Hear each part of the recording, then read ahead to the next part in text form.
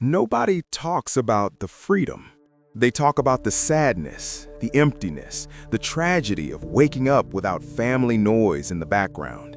But they never mention the freedom, the kind of freedom that tastes like choosing what you want without checking if it inconveniences anyone else first. Spending Christmas alone isn't a failure in connection. It's often the ultimate success in self-awareness. Let me explain why this matters, especially if you're spending this holiday by yourself. When psychologists study people who intentionally spend Christmas alone, they find something unexpected. These people aren't lonely. They're actually practicing radical honesty. They've done the math on what family gatherings cost them emotionally and financially, and they've decided the price is too high. This isn't depression or isolation. This is discernment. It's the ability to distinguish between the family you were born into and the life you actually want to live. There's a specific psychological profile here. People who spend Christmas alone tend to have higher emotional intelligence. They recognize patterns. They understand that obligation doesn't equal love. They've learned that showing up out of guilt creates resentment, and resentment poisons everything it touches. Here's what society gets wrong. We're told that blood relatives deserve our presence automatically, that Christmas without family is somehow defective. But the psychology tells a different story. Humans are designed to bond with people who make us feel safe and valued. Your brain doesn't care about DNA. It cares about whether someone sees you, respects you, and celebrates your existence. When those things are missing, your nervous system registers it as a threat, regardless of who the person is. People who spend Christmas alone have often tried the obligation route. They've sat through forced meals, they've smiled through cutting comments, they've compromised their needs to keep the peace. And then they made a choice. They decided that their peace was worth more than their obligation. When someone spends Christmas alone, they're not hiding. They're building. They're creating new traditions that actually feel meaningful. They're reading books they've been wanting to finish. They're cooking food they actually like. They're exercising, creating, resting, or volunteering. The psychology here is crucial. These people are practicing self-care that goes beyond bubble baths and candles. They're learning what it feels like to design their entire day around their own happiness. That's revolutionary for people who spent years designing their lives around other people's comfort. There's also something else happening.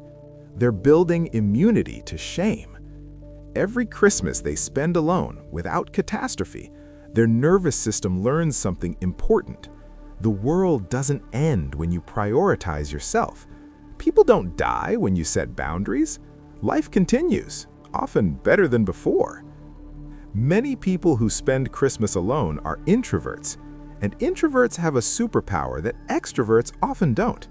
They understand that solitude isn't the opposite of connection, it's the foundation for it. An introvert spending Christmas alone isn't socially deficient, they're energy efficient. They're recharging their batteries so they can show up authentically in the relationships that actually matter. They're protecting their mental health. They're honoring their biological need for quiet and space. The psychology of this is important. Forcing an introvert into high-stimulation family gatherings is like asking someone with a peanut allergy to eat peanuts because it's tradition. It's not virtuous, it's harmful. Spending Christmas alone reveals something about your relationship with yourself. It suggests you value your peace more than you value performing. You've moved past the stage where you need external validation to feel worthy.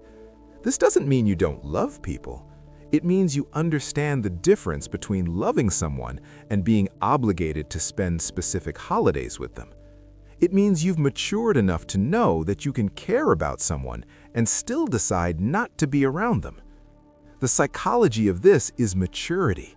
It's the ability to hold complexity, to say, I love my family, and I don't want to spend Christmas with them.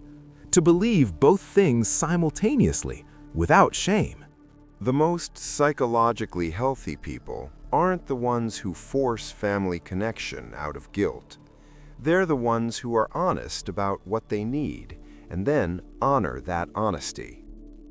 If you're spending Christmas alone, you're not broken. You're not cold or selfish or ungrateful. You're someone who has looked at your life with clear eyes and made a decision that serves your well-being. That takes courage.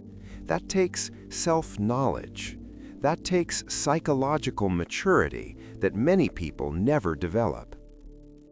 This Christmas, alone or surrounded by people, the question isn't whether you're doing it right. The question is whether you're doing it honestly. And if you are, that's everything.